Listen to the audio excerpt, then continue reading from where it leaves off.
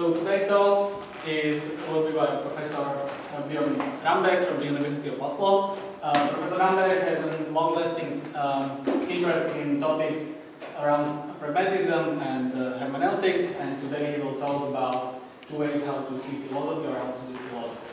So, thank you for coming, and the stage is yours. Thank you very much, Matthew. Thank you all for coming. It's a pleasure to be back in another college. And I'm going to talk about a theme today which has bothered me for a while, which comes up in the question of the nature of what counts as progress in philosophy. And as I was telling Mate, I've been working on this off and on for a couple of years, and I think I'm improving it, but I may actually be making it worse, so you can have that. I had some good ideas the last few days, I thought. But this morning I was in serious doubt. We'll see how it goes. I should start at the beginning. So here's the plan.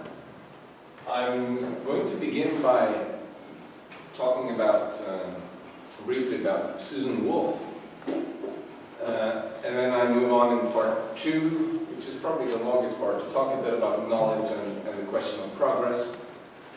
And then I draw this distinction between theoretical and practical philosophy that I borrow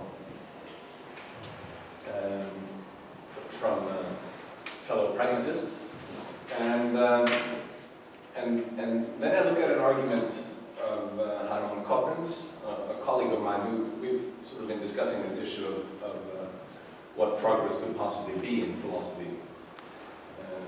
So that's part of an ongoing dialogue. And I'm going to try and say a little bit about a notion still quite hazy of what philosophical experience is. And there I draw on Laurie Paul and Hans-Georg Gadamer. And then moving through this idea of the impersonal and the personal, I want to stop at the end briefly addressing the question of philosophical education and how we should think about that. That's just going to be very tentative, and I'd be interested in hearing what you all think about this. Can you hear me well enough through the room? Okay. If I speed up too much or my voice goes soft, you'll just have to wait. Okay. So let's get on with it. The first section is called "The Value of Philosophy: Susan Wolf's Distinction." In her presidential address to the American Philosophy Association in 2010, Susan Wolf claims that philosophy is good for nothing. Most philosophy, she writes, even most quite good philosophy, I believe, is such that it would have been no loss to the world if it had never been published. No one would have been the worse off for not having read it. She says this about her own work and the work of most of the people in her audience at the time. Well, her project isn't to denigrate philosophy, but to challenge certain approaches to what its value can consist in. Her target is what she calls the welfarist approach to value.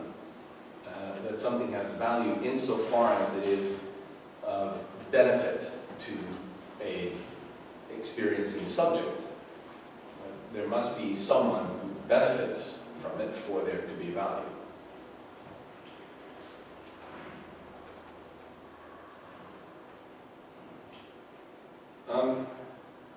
So what she says is that insofar as we try to understand the value of good art, good philosophy, and good science, too exclusively in terms of their potential to be of benefit to us, we're looking in the wrong direction.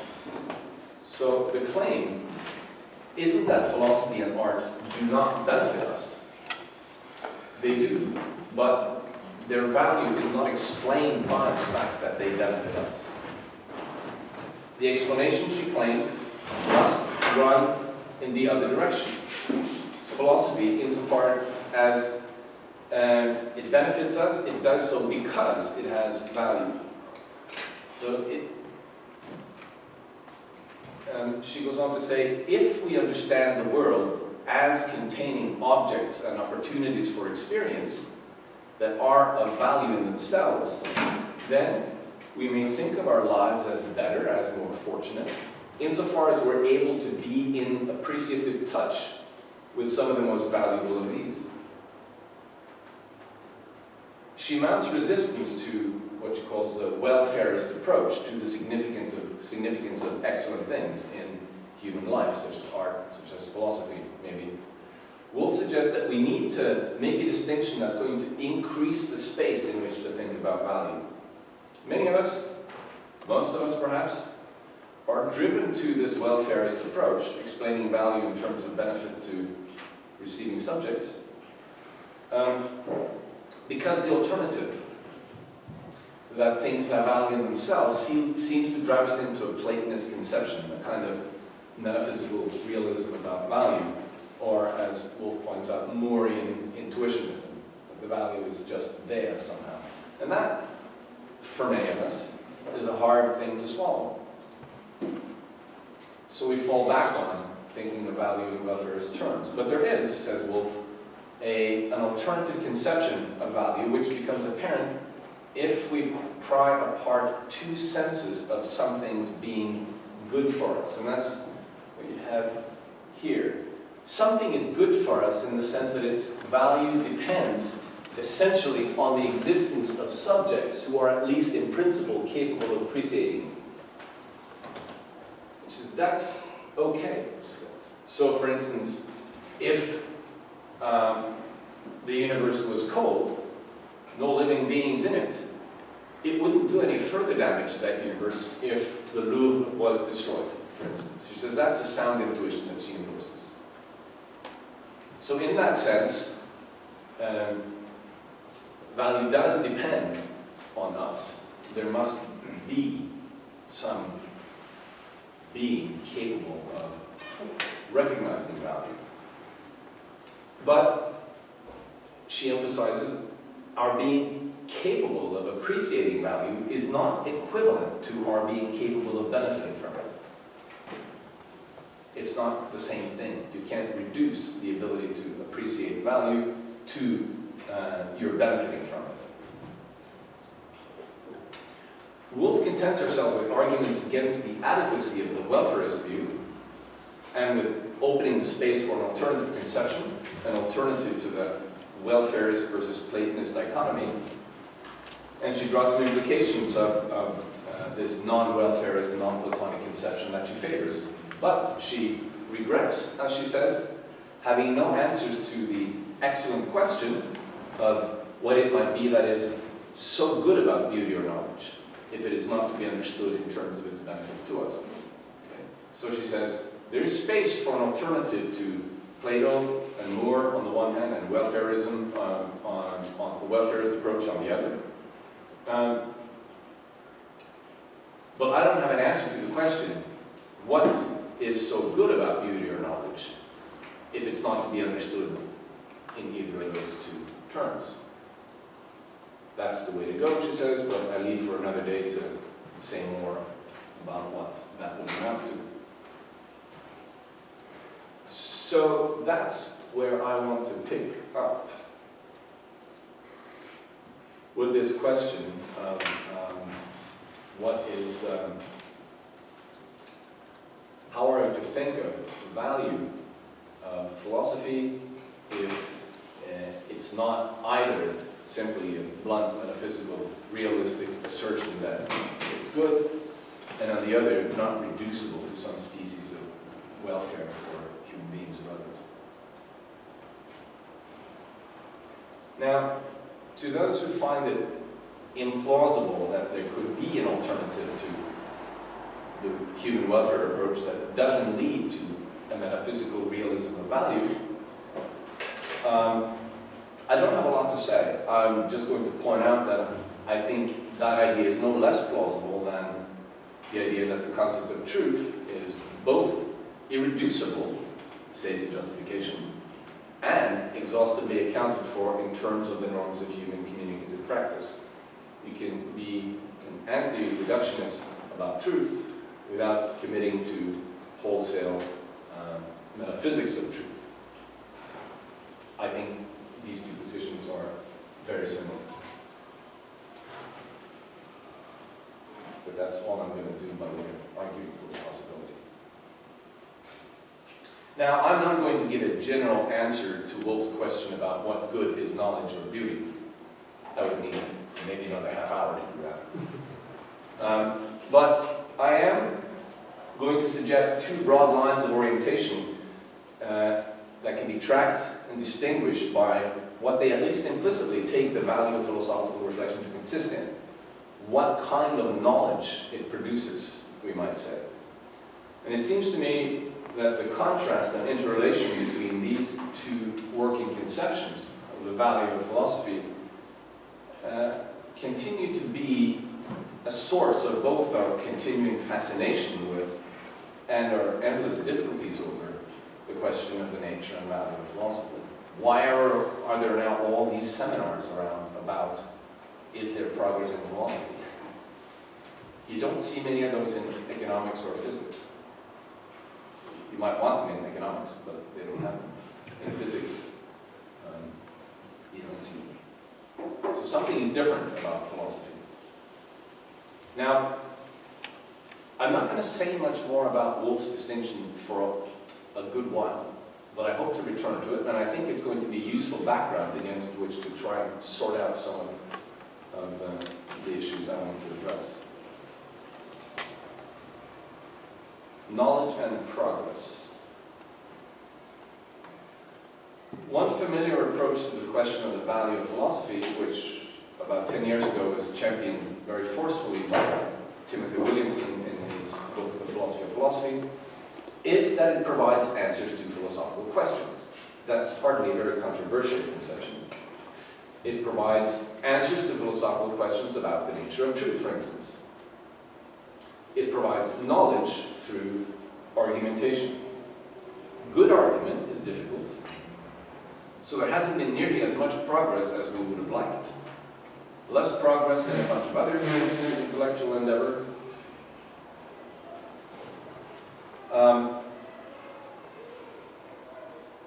And perhaps less progress than there would have been if only we had been doing a better job at it.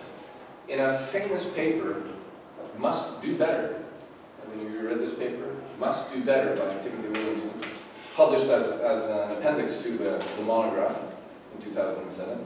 Williamson makes it clear that what is fundamentally at issue from this point of view is method. He argues that after Frege, we indeed have the tools at our disposal to make real progress, and we would probably do so if we as a community of investigators took more seriously the need for discipline in philosophy. This idea that our investigations into philosophical problems must be disciplined by something, whether it be biology, aesthetics, or in Williamson's case, semantics, this is the heart of Williamson's vision of how knowledge is to be secured in philosophy.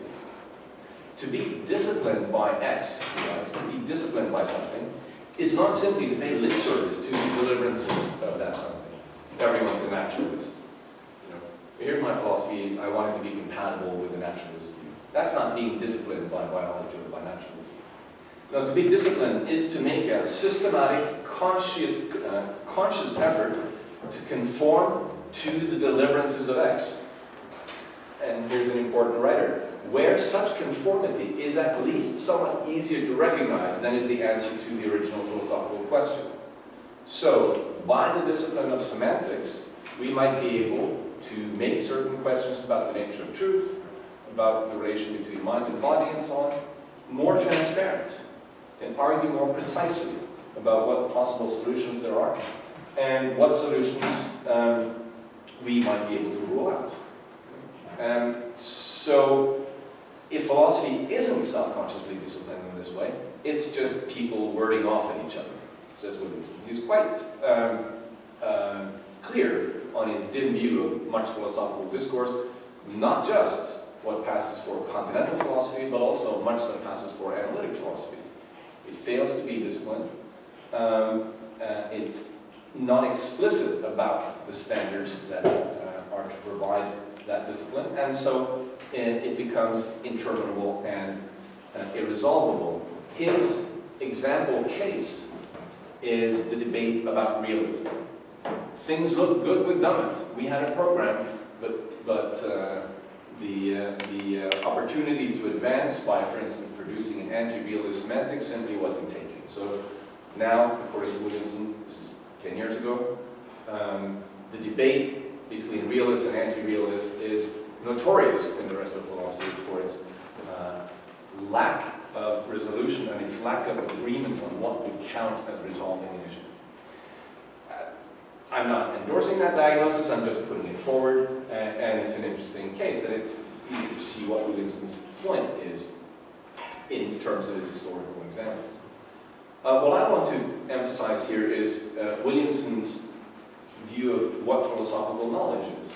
It's substantive knowledge obtained through argument in response to substantive questions. And the same view, or a similar view, is offered by David Chalmers in a more recent paper, Why There Isn't More Progress in Philosophy. Chalmers writes, I think a case can be made that attaining the truth is the primary aim, at least of many parts of philosophy, such as analytic philosophy. After all, he writes, most philosophy, or at least most analytic philosophy, consists in putting forward theses as truth and arguing for their truth. I suspect that for the majority of philosophers, the primary motivation for doing philosophy is to figure out the truth about the relevant subject areas. So he mentions some cases. What's the relation between the mind and the body? What's the nature of reality and how do we know about it? And then he adds, certainly this is my primary motivation. So he says, I'm sympathetic with the claim that progress towards the truth has a certain primacy among the forms of philosophical progress there may be. So, on this conception of philosophy then, that we are after theoretical answers to theoretical questions through argumentation,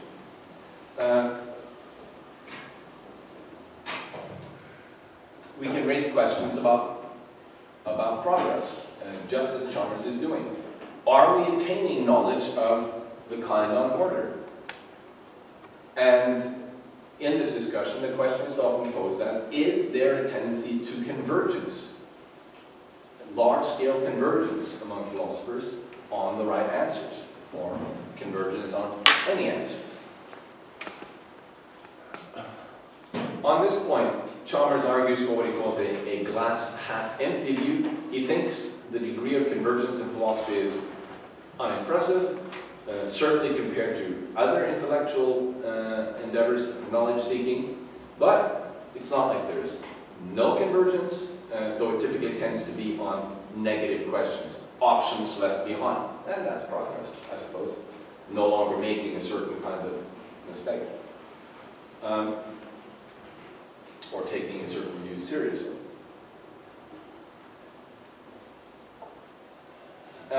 Williamson is a little bit more optimistic. He thinks there is significant progress, but he thinks that there could be much more if only we were more rigorous and intellectually honest. And both of these see this endeavor towards progress in philosophy as a communal effort where each does his or her little thing to contribute to the advancement of our understanding of these questions and plausible answers to them. Now, by contrast, in a well-known paper from 2011, Eric Dietrich argues to the very pessimistic contrary. With respect to central questions of philosophy, 2,500 years has brought nothing but new packaging. The ideas and theories, he writes, are new, or couched in modern language, but no real progress is made. None. The striking thing about Dietrich's paper is the tone. It seems that it seems almost impossible for him to comprehend how anyone could fail to see the point he's making.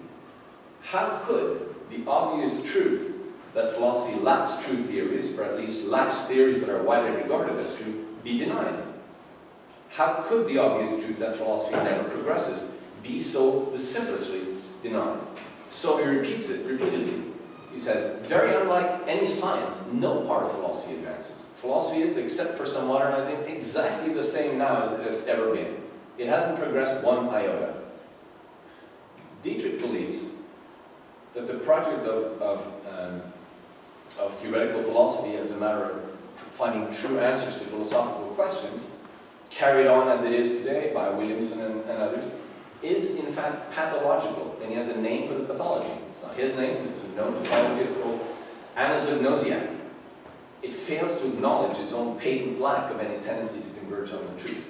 And anasognosiac is ignorant of his own disease, and not just ignorant, but in pathological denial.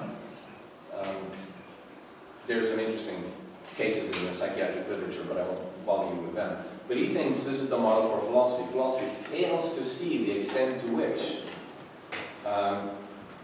it doesn't deliver on its own standard. So he thinks that philosophy is currently practiced, as here represented by the self-understanding of Williamson and by Charles, is seriously misshapen. Nor is this a lunatic fringe view. Many serious philosophers, Nancy Bauer is one, Philip Kitcher, another, I think, hold views close to this. By this standard, it's not progressing. A little bit of time and Plato would have understood our options. But we have to ask, while lack of convergence seems to be an empirical fact, does that itself suggest that there is little or no progress? Armand Koppen, in a recent paper, mounts an interesting argument to the contrary. He claims, in fact, there has been massive progress in philosophy, in spite of the fact that there is no large-scale convergence on philosophical opinion. I want to use Koppen's argument for that claim as a way to bring into view an issue that's important to me, at least, and I think matters to the question of the nature of philosophical knowledge and the question of progress. Koppen writes, some of us have the answers, backed by good arguments, to questions such as, and he lists, what is personal identity? What is the mind-body connection? What is causation? What's the correct analysis of knowledge? What is the nature of moral truth? What is truth? Do humans have free will? These are all quotes from Koppen. Koppen thinks that we have good reason to be pretty confident that truth in these matters, what he calls philosophical gold coin, is being found somewhere by someone. It's just that we don't know who, when, and where. But someone has to. So that's an interesting thought. It's not just that it's a collective endeavor, we're moving in different directions. Everyone agrees with that. But it's easy to assume that once someone has the truth, yay, the gold coin, everyone comes flocking over. But that's not Koppen's vision. It's just that there's a bunch of people running around digging up what they think are gold coins, and one of them is right. We just have no way of deciding who. Interesting notion of progress. And you're thinking along those lines, even if no one actually yet has that gold coin, one might still conceive of progress on this view. One could think, for instance, that lots of near misses, looking close to the gold coin but not finding it, is better than dismal mishits. Lots of us looking in the right area would be progress, even if none of us is more than very close. Fewer and fewer of us spending time barking up trees, barking up wrong trees, or being led down paths into gardens where there are no cats in the trees at all. That would be a kind of progress. Maybe there's not a gradualist sense of propositional knowledge. Maybe truth is required for there to be knowledge. But plausibly, there are degrees of error, degrees of distance from truth. So even if there isn't consensus, we could imagine that philosophy as a search for answers to philosophical questions is progressing by more people being closer to wherever the gold coin is. This isn't what Koppen says, but carrying on the metaphor, we could think of it in those terms. we wouldn't have much basis for telling them. So there's a similar issue here about to progress, must we know that we progress? Similar to the question about knowledge, on which people legitimately have different views. Cochrane clearly thinks that we can progress, but not know it. I'm not going to pursue that line much further. I want to ask, though, with regard to Cochrane's image,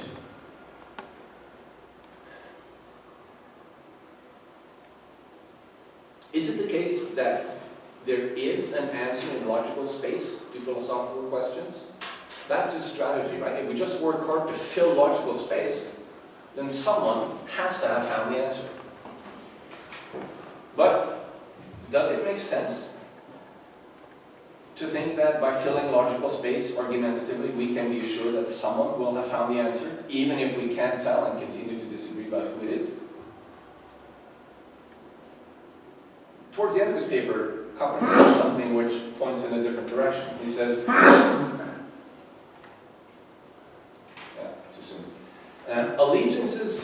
his allegiances are with those who think our primary task is to first criticize and then improve philosophical concepts. I'd go pretty far in that direction, says Cochrane. I think a case can be made that we have yet to articulate a single question using good enough concepts, and I take that to include questions that we currently ask about how to criticize and improve concepts. If so, our primary goal at this point should be to get to a point where we can articulate questions that are worth answering. Now, I do have some sympathy with that inclination, this improving the questions type of direction, but I'm doubtful of the idea that we should think of this in terms of there being good questions out there in logical space that we have to find our way to. Certainly we may be able to develop better questions, but if we do, they are emerging simply through our way of handling whatever questions we're working on right now. I'm going to say a bit more about the background view here.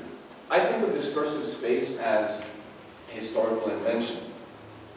What determines what questions we're asking is how we work out, are working out what it is that might be promising ways of answering them. So Descartes' problem with the mind and the body, whatever exactly that problem was, it's not at all likely that there's only one direction in which to develop discursive space. Ditto for Hume on causation or Kant on morality. So discursive space and questions are continually elaborated. One way to express this is to say that our systems of beliefs and our systems of concepts too undergo dialectical development and change. But people disagree about what they respond to. Personally, I'm sympathetic to those who take the historicist view that the constraints themselves on this dialectic may undergo change. The needs we have and the conditions for satisfying them undergo change, and this affects the elaboration of philosophical questions and their answers. Here I'm with Dewey, and it's this general sort of view that comes to expression in Dewey's famous quip, that we don't solve philosophical problems, we get over them. Now, I think there is a truth to that, but it is one-sided, because it's equally the case that we refine questions, elaborate and improve the questions and our understanding of their significance. So whether we shed questions or update them, I don't think there is a categorical difference to be drawn there. And anyway, on this historicist view, it's fairly easy to make out that there has been progress in philosophy, even if we don't have true answers to philosophical questions. Questions have improved, and so has our way of handling them. Take the questions, do animals think? Do animals think? Well, that question invites a great deal more elaborate answers now than it did 30 or 50 years ago. There's a lot more to say and a lot more to consider, and a lot more interesting arguments to be had, much more detailed ways to engage with the empirical world that this question opens up than it did 50 years ago. Now, that didn't have to be the case. It wasn't as if those questions were waiting there for us to discover them.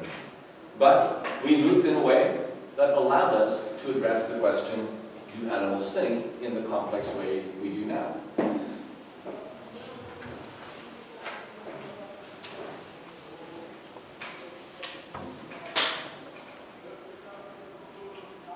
So there's a notion of progress that, while it is still theoretical in spirit, isn't committed to progress being measured in terms of truths, or even in terms of convergence, at least not convergence on specific positions.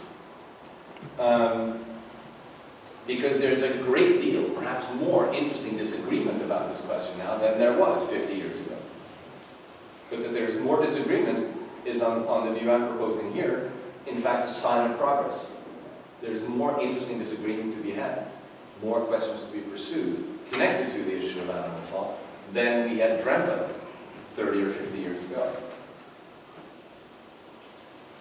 But the question of progress can be met with resistance in terms that challenge the underlying conception of philosophical knowledge, the idea of philosophical theoretical knowledge that informs Williamson and Chalmers and Cotton, and myself, from what I've said so far, anyway. And I want to give you a version of the opposing view expressed by the philosophers Adam Briggle and Robert Frodeman in a piece in the New York Times published a couple of years ago. Here's a lengthy quote. The act of purification accompanying the creation of the modern research university, they write, wasn't just about differentiating rounds of knowledge. It was also about divorcing knowledge from virtue. Though it seems foreign to us now, before purification, the philosopher, or the natural philosopher, was assumed to be morally superior to other sorts of people. The 18th century thinker Joseph Priestley wrote, and here Frodeman and Biggle quote Priestley, "A philosopher ought to be something greater and better than another man." End of internal quote. They carry on. Philosophy, understood as the love of wisdom, was seen as a vocation like the priesthood. It required significant moral virtues, and foremost among these were integrity and selflessness. And the pursuit of wisdom, in turn, further inculcated those virtues. The study of philosophy elevated those who pursued it. Knowing and being good were intimately linked. It was widely understood that the point of philosophy was to become good, rather than simply to collect or produce knowledge. So here you begin to see the ancient contrast that I'm playing on in this paper. So what's the suggestion?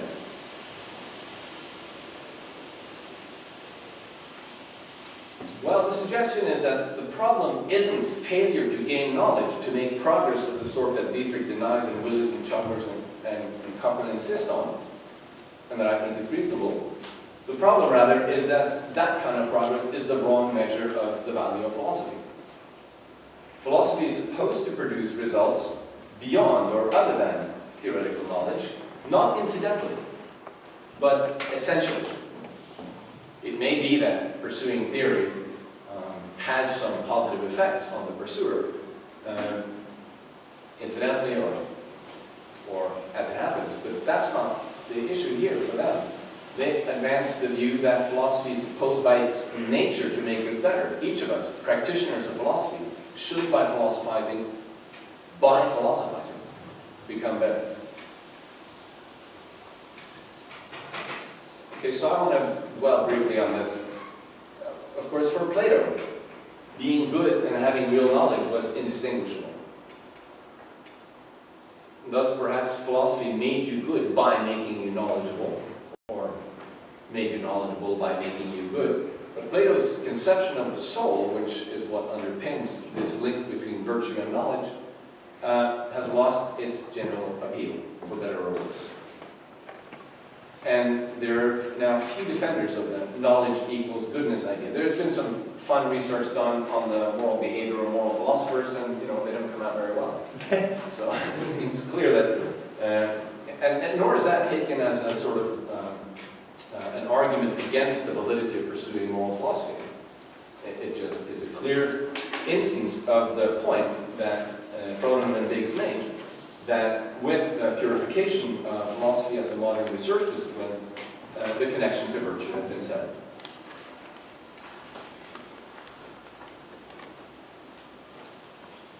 But the Platonic impulse hasn't gone away,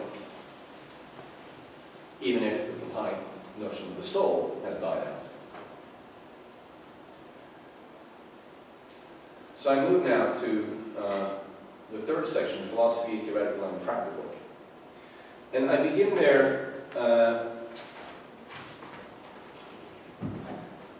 guess I do too much. I quote people quoting other people, so bear with me. I won't do this again. A central theme of Richard Bernstein's latest book, Ironic Life, is a distinction that he borrows from Alexander Nehaemus, who is a scholar of ancient philosophy and also of Nietzsche. So Bernstein writes, picking up Nehaemus.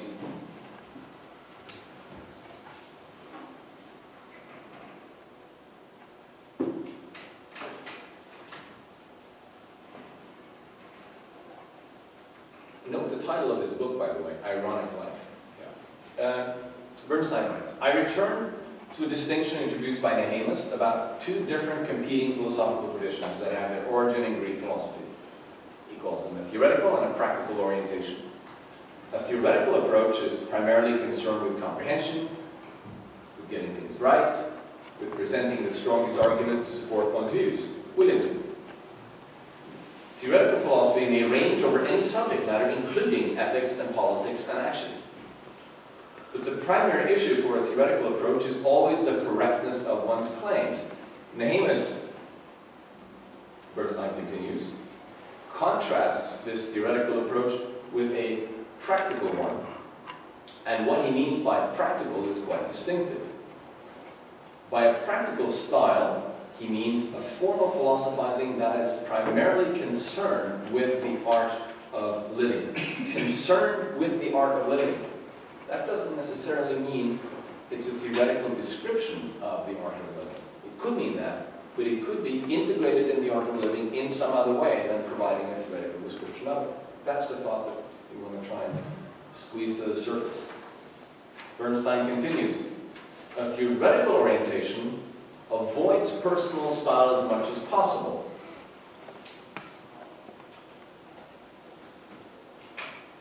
The aim of the theoretical approach is to deface the particular personality that offers answers to philosophical questions, since all that matters is the quality of the answers and not the nature of the character who offers them. That's a notion of objectivity we recognize from the sciences. But, Bernstein continues, the practical style, the art of living, requires style and idiosyncrasy because its readers or hearers, and he quotes from Nehaemus, must never forget that the view that confront them are the views of a particular person and no one else.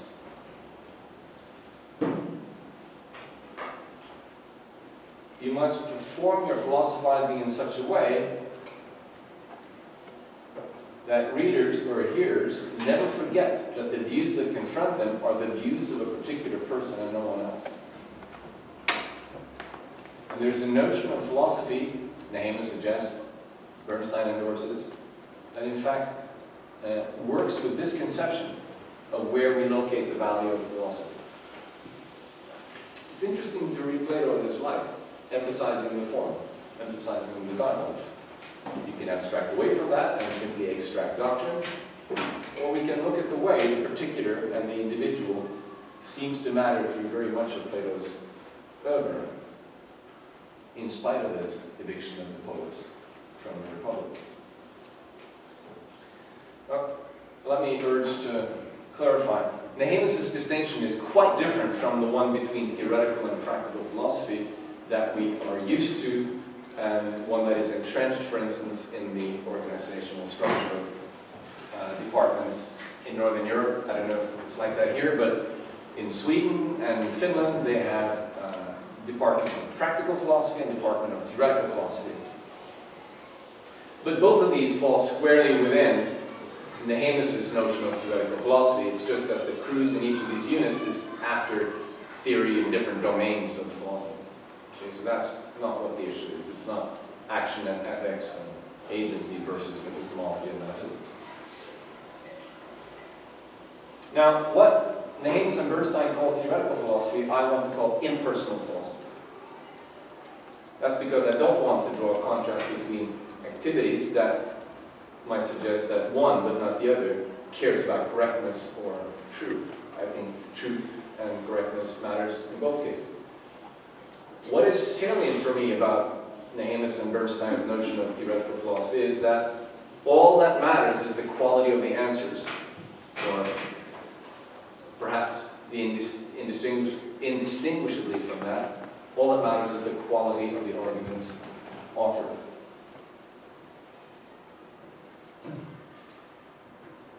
So whatever practical philosophy is, that street that goes back to the ancients, it must be something of which it's not true that all that matters is the quality of the arguments.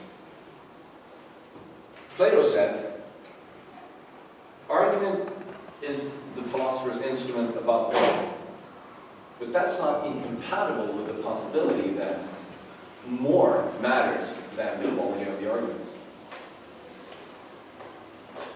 Now, practical philosophy in Nehemius' sense is not simply a matter of topic. The contrast he draws pertains to the nature of the activity itself. Practical philosophy, concerned with the art of living, requires that its personal nature be made apparent through style and form.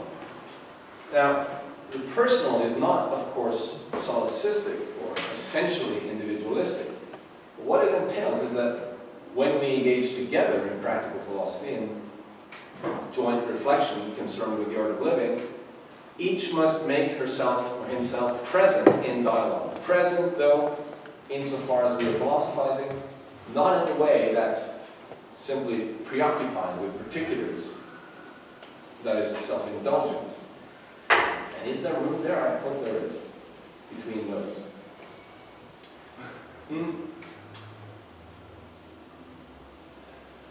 My title is Doing It for Ourselves. I think this suggests that one interesting difference between the strand of personal philosophy versus the strand of impersonal philosophy is that impersonal philosophy can accumulate insights in just the way, or close enough to the way, that other sciences do. That certainly was the self-conception of analytic philosophy for a long time. We built on each other's insights, and we don't need to talk about history other than as a kind of aid to understanding. Practical philosophy, the concern with the act of, or personal philosophy, the concern with the art of living, where each makes himself or herself present in the dialogue, actually requires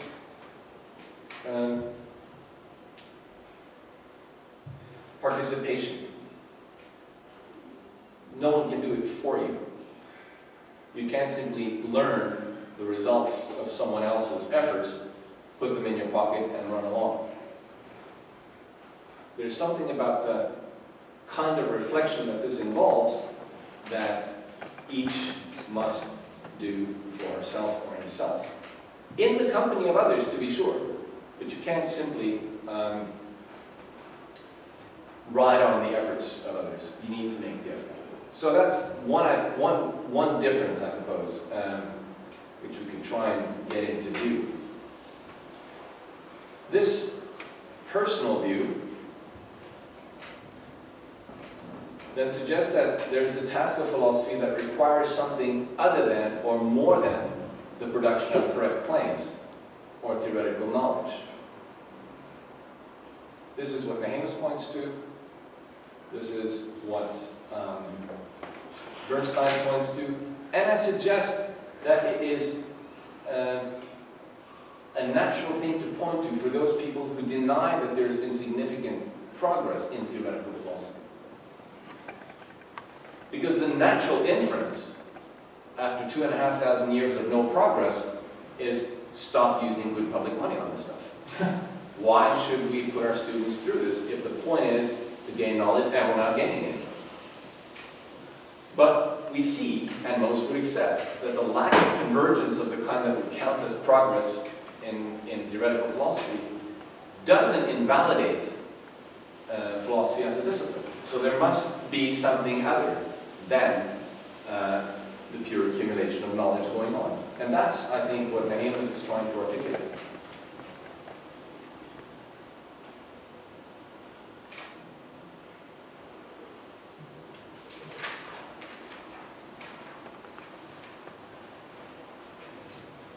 The idea that philosophy, even if theoretically inconclusive, has value, has been articulated from sometimes surprising sources.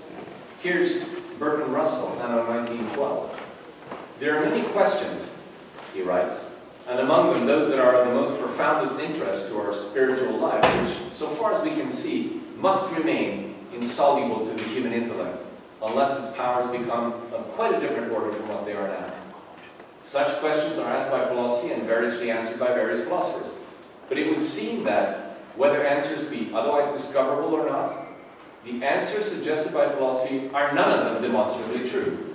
Yet, however slight may be the hope of discovering an answer, it's part of the business of philosophy to continue the consideration of such questions, to make us aware of their importance, to examine all the approaches to them, and to keep alive that speculative interest in the universe, which is apt to be killed by confining ourselves to definitely ascertainable knowledge, writes Russell.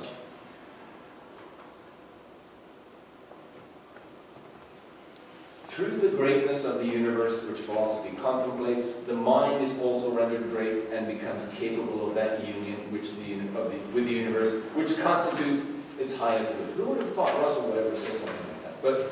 But he did. And I think Russell here is looking for a way to insist that philosophy, even when no answers are found, can change the soul in some significant way. Change for the better. He is trying to catch hold of that sense that philosophy does more than provide theoretical knowledge.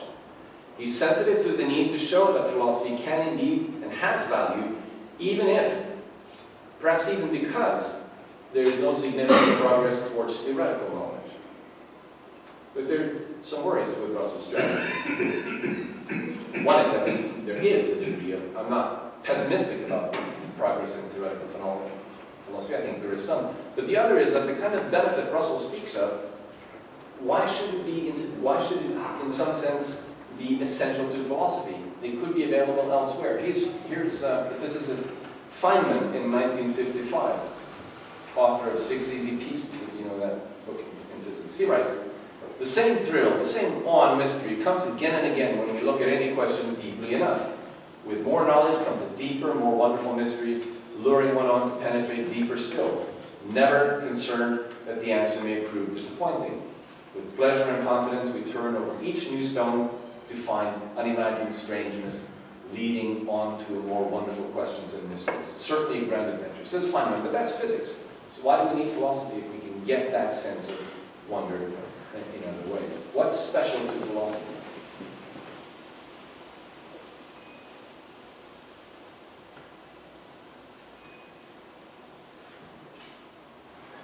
I'm going to quickly use Coupling to try and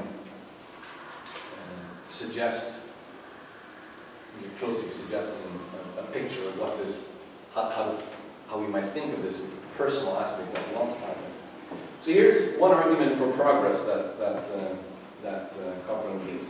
Those who think about philosophy for a living all have beliefs about philosophical topics, he says. Take some arbitrary such philosopher. She has a range of convictions, C1 to Cn. So, she is committed to the truth of her convictions and to the idea that she has justification for believing them. She'll also remember a time when she didn't believe C1 to Cn. So she must believe she's made progress. She must believe that when she went from not believing C1 to Cn to a better cognitive position, where she believes, she recognizes the truth of C1 to Cn. Now that's progress. So each one of us must think of ourselves as making intellectual progress as we change our beliefs. Changing your beliefs is coming to see something else as true. What you thought before was false. It's hard to get out of this argument. So there's a bit of evidence, it says, for massive progress. If we all philosophers have done this for 2,000 years, surely I believe there's more truth and less falsehood. Even the extreme skeptic, yes, should think like this. She was once not a skeptic, but now she's made progress and recognized the truth of skepticism. Now, I'm going to approach the end of this by saying a little something about how I would depict what philosophical studies have done for me. It's one way to get at what's at issue, that to point out that my beliefs have altered, and I could apply a competence argument to myself. But I'm not at ease with this way of describing the gains of philosophical efforts when I think of them in terms of intellectual experience. One way to get at my reservations is that I have concerns about the reliance on the notion of belief, about the dangers of reification involved in thinking of the locus of change purely in terms of a collection of interrelated propositional attitudes and the dynamics of their change. Cognitive change may be described in those terms, but that's not the form or the level of description that makes most perspicuous what I think of as the gains of philosophical reflection. If I were to describe that sort of change, at the autobiographical level, I would say things like, I'm much more inclined to qualify my beliefs now than I was 20 years ago. I'm inclined to hedge more. Considering philosophical questions, I see more possibilities for how things might be, and more sense in positions I can't myself occupy. I feel the attractions of many more views. Indeed, I may in fact know less than I did, since some of the things that I may have truly believed with conviction and in good evidence, I may now be less certain of. I can imagine otherwise in ways that may seem to give real alternatives, so I no longer qualify as knowing those things. Yet, and at the same time, I'm more confident in my judgment about what matters, what is worth pursuing and what not, both macroscopically and microscopically.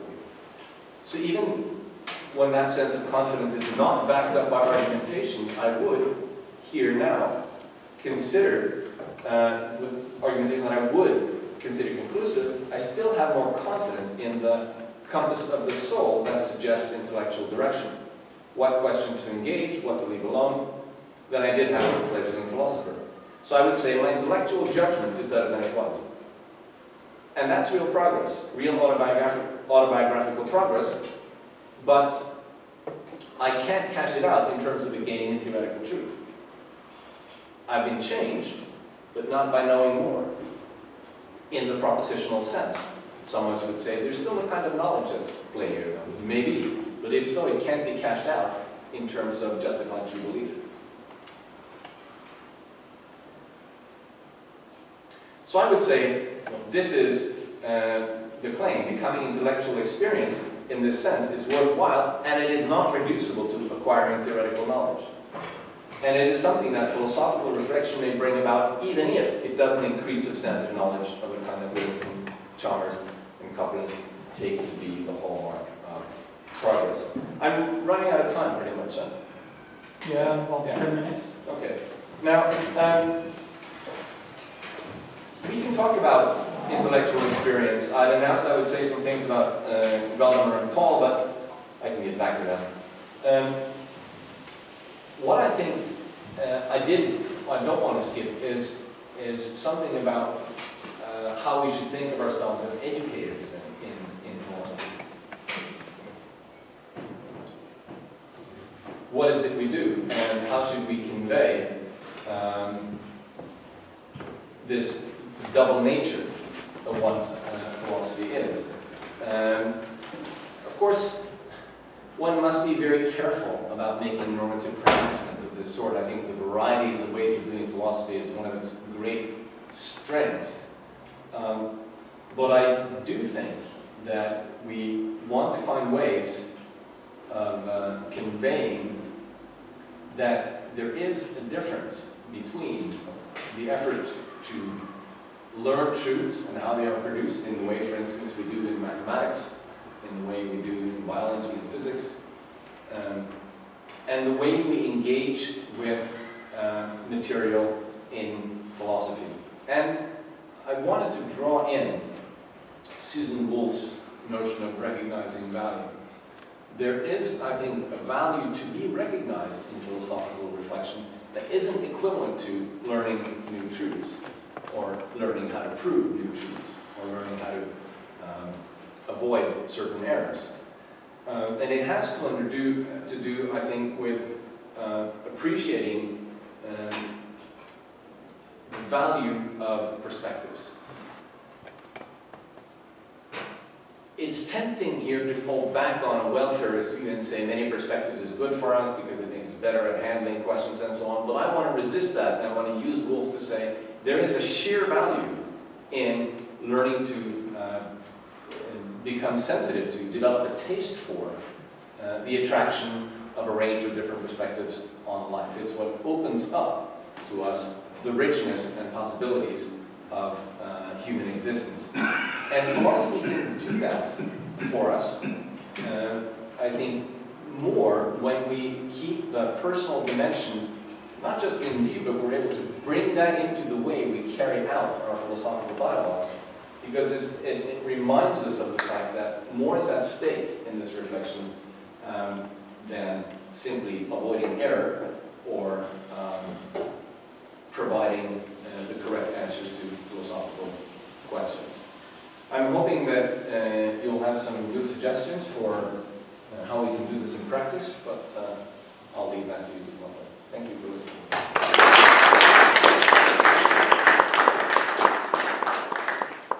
So we have around 25 minutes for discussion. You still have a practice that students ask first. I'm not sure whether it's still on, but I would very much see some students asking questions. So,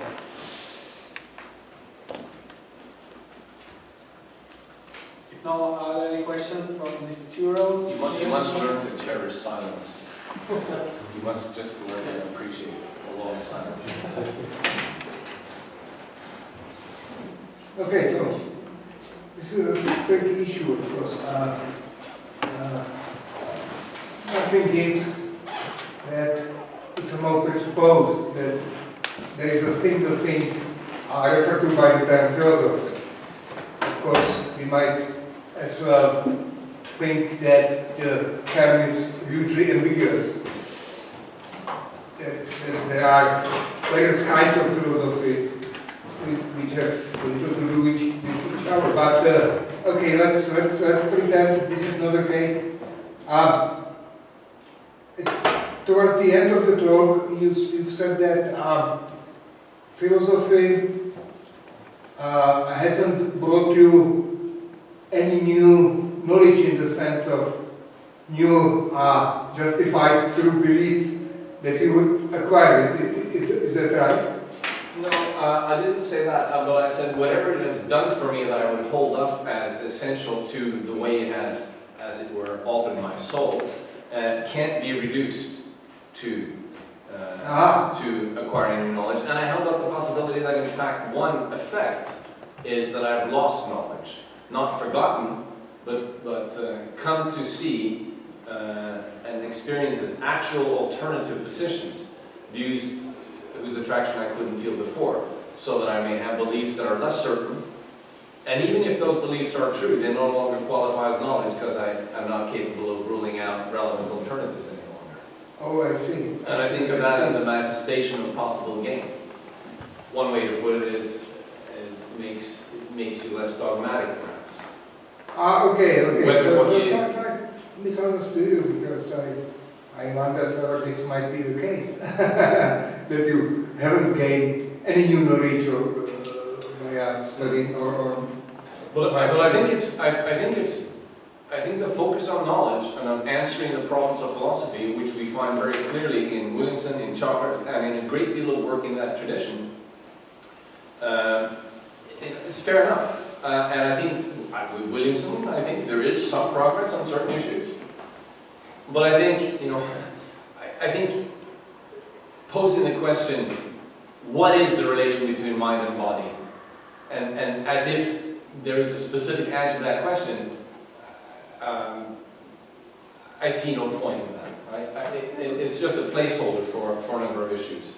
And I think that as we work theoretically, we're able to come up with more manageable questions, and that's all well and good.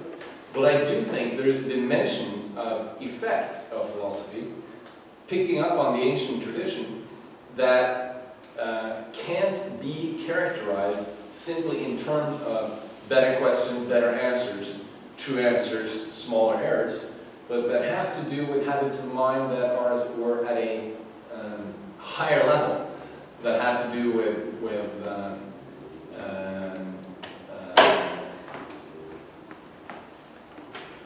mental habits, as much, or you might even say in Greek words, mental virtue, that you can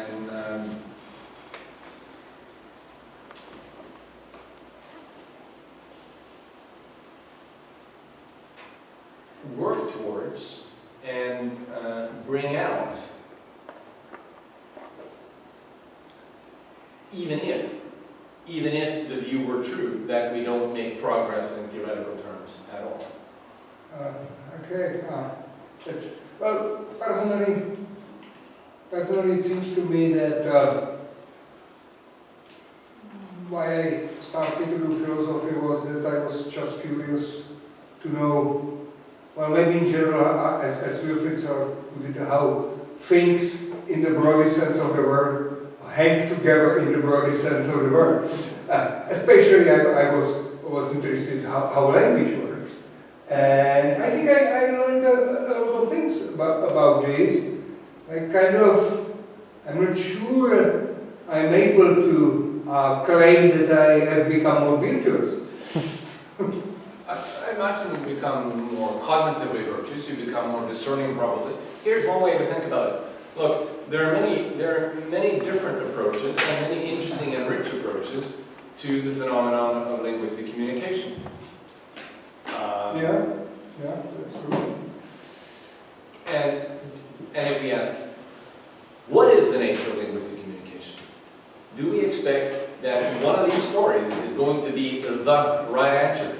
Or do we expect that we will understand and learn more and have a richer view of what linguistic communication is and can be, the more we see the various ways that these different models can illuminate something that we do? I tend, obviously, towards the latter view. I don't think there's going to be... One of the things that bugs me about the Williamson's rhetoric is he uses the term error and mistake a great deal. I can think of that in very local terms. You make a logical mistake, or you make an error in transcription or something. But when it comes to large-scale perspectives on a phenomenon like language, for instance, I think dismissing competing ones as errors and mistakes, I think is profoundly misleading way to think of how our intellectual perspectives illuminate our endeavors and our practices. So, is use prior to meaning?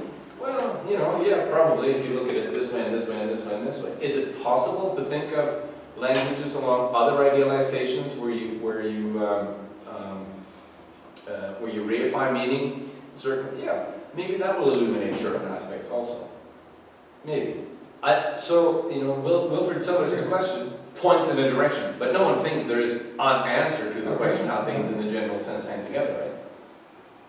Let me add one more personal remark, then I finish. I remember many years ago reading your article about Davidson, where I think it's there where you coined the term vocabulary of agency. Yeah. So, and it was such a revelation for me. I really started to understand through this how communication works. Yeah. So, I think it's if I can gain knowledge, I did so, even using your paper. Well, that's, that's very flattering. And I think there is illumination. I think there is illumination in philosophy. Yeah. And some knowledge, perhaps, too. But we need, in that case, to, expand a bit our sense of what we pack into the term knowledge. I didn't quote this, but there's interesting work on experience, right? Experience is not just something that happens to you, it's something that changes you in some way. If you might not be an experiencer, it might just be that you go through life with one darn thing after another occurring. If you have an experience, it leaves you in some little way, sometimes big way, different from how you were. Right? I think of intellectual experience in this way. And leaving you different from how you were isn't just leaving you with a few more pieces of knowledge. Right? It changes you in other ways, sometimes for good, sometimes for bad. Philosophy, when done right, I think generally changes us for the better, in a way that isn't confined to having more proofs for more truths. Yeah, it's hard to... Okay, so we move forward. Martin?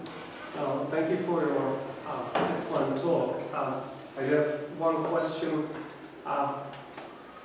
What do you think about the experimental philosophy? Do you consider it as a way how to make philosophy more disciplined, as you described? Approach, or do you? I worry a little bit that sometimes philosophers who start doing experimental philosophy underestimate the difficulty of doing the kind of empirical investigations that they envisage responsibly and plausibly. But hey, you can ally yourself with competent methodologists of social science, and you can do interesting experiments.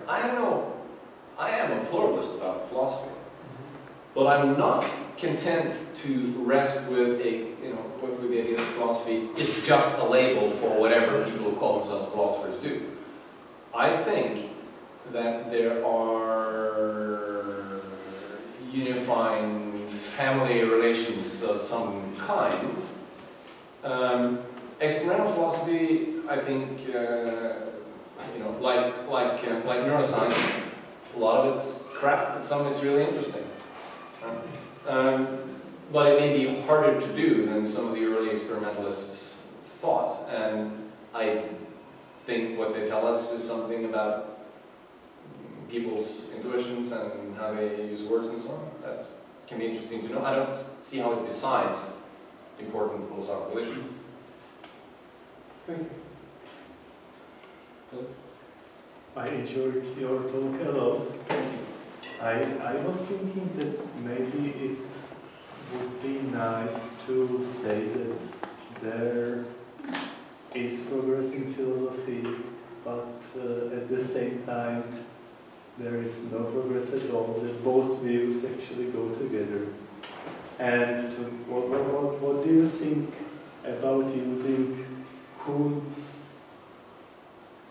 let's say, theory of paradigms as a broad scale for it? Because as I understand it in his work, classic work, he is actually arguing for both progress in science and revolutions, which are making the concept of progress very difficult. And what progress means to him is something maybe similar to Williamson. In last chapter of Scientific Revolution, he writes that it's very much about the methodology in a given group of scientists, which is shared.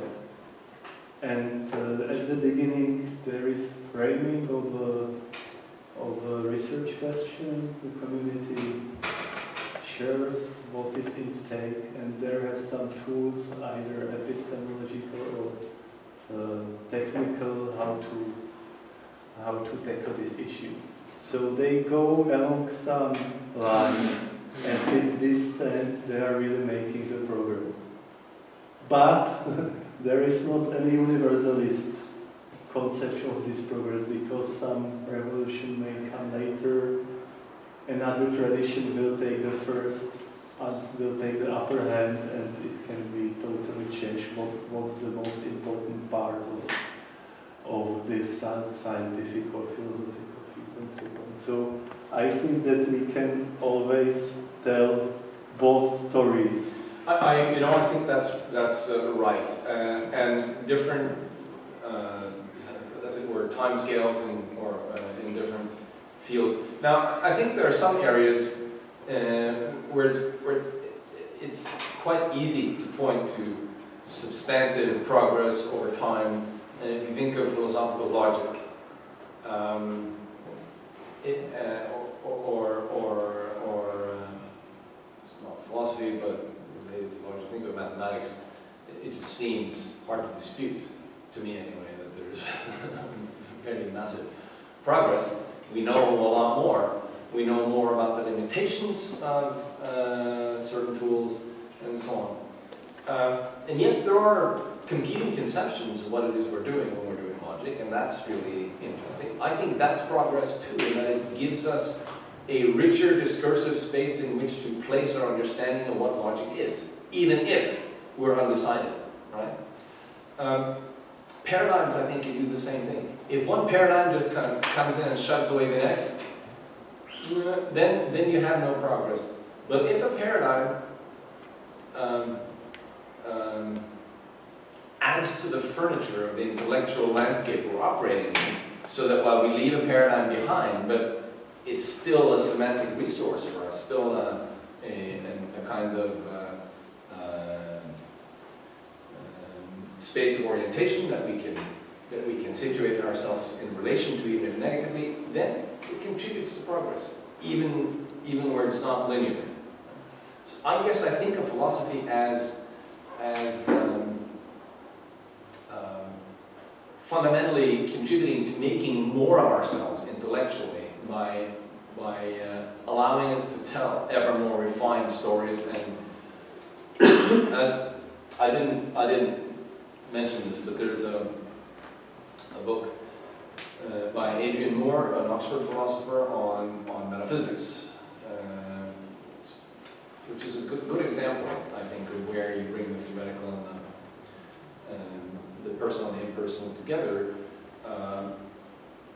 He thinks of metaphysics, if you like, in the Solarsian terms of things hanging together, as a perpetual effort at sense-making. Right?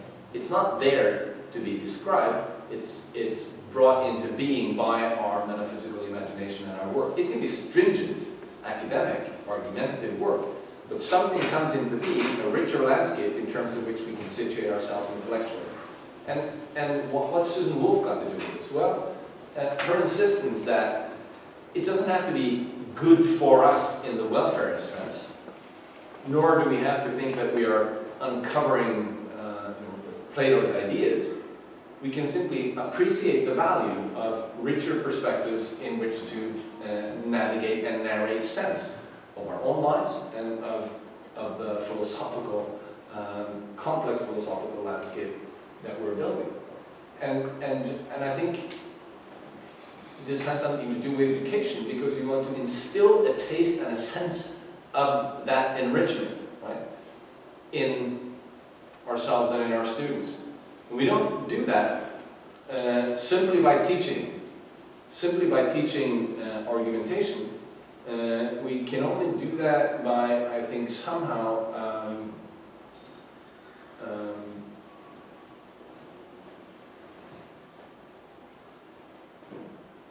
exposing the way philosophical reflection works in us. That may be a tall order, and you can't do that when you're lecturing on the history of philosophy necessarily, but this way it's a little bit different. You can't just send people off with a book. That's where the connection comes in. So I wanted to ask how committed you were to the distinction between what you call impersonal philosophy and personal philosophy. Because as you were building up to it, you were using Bernstein's distinction, following Nemos, from theoretical and practical philosophy, where the one's concerned with getting claims right and the other's concerned with the art of living. And that reminded me of Rorty's distinction in Philosophy in the Mirror of Nature between systematic and edifying philosophy. So he thinks that the great mistake of 20th century philosophy was this focus on the mind mirroring the world and representational accuracy. And so he at one point characterizes that as the attempt to construct for the ages, whereas the edifying philosopher wants to destroy for the sake of its own generation. And I've always been bothered by that because it wasn't clear to me that that way of conceiving philosophy required that we suppose that systematicity and edification were mutually exclusive. Because it seems like, and in fact it seems like some of the philosophers that have been most influential have been both destruction for the sake of their own generation, but also in the attempt to build something for later generations. And so for instance, the passage from Dewey that you mentioned, we don't solve philosophical problems, we get over them. Correct me if I'm wrong, but he writes that in The Influence of Darwinism on Philosophy. I think he says similar things many places. Yeah, that's probably true. So, but I think it's in that essay, and there he's claiming that the Darwinian revolution had a great impact on philosophy because of the conceptual change that the notion of natural purpose and the very idea of species as etymologically linked to eidos and the forms. So, I just want to ask for you, is your sense that the impersonal and the personal are sort of a forked path? No, and in fact, I think they are, let me put it this way, they may be very close to coextensive in the activity you perform. It's a question of what are we emphasizing in that activity.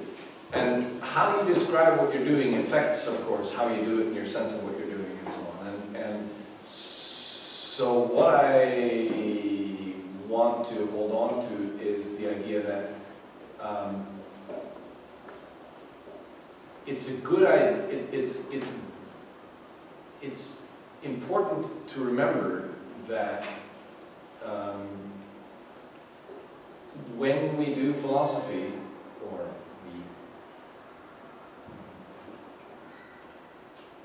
some of the peculiarities of philosophy that I think are good ones, that I think have value, may be lost from view if we think that all we're doing is solving philosophical problems. Right? I think and I've gestured at this by suggesting that there's a difference here because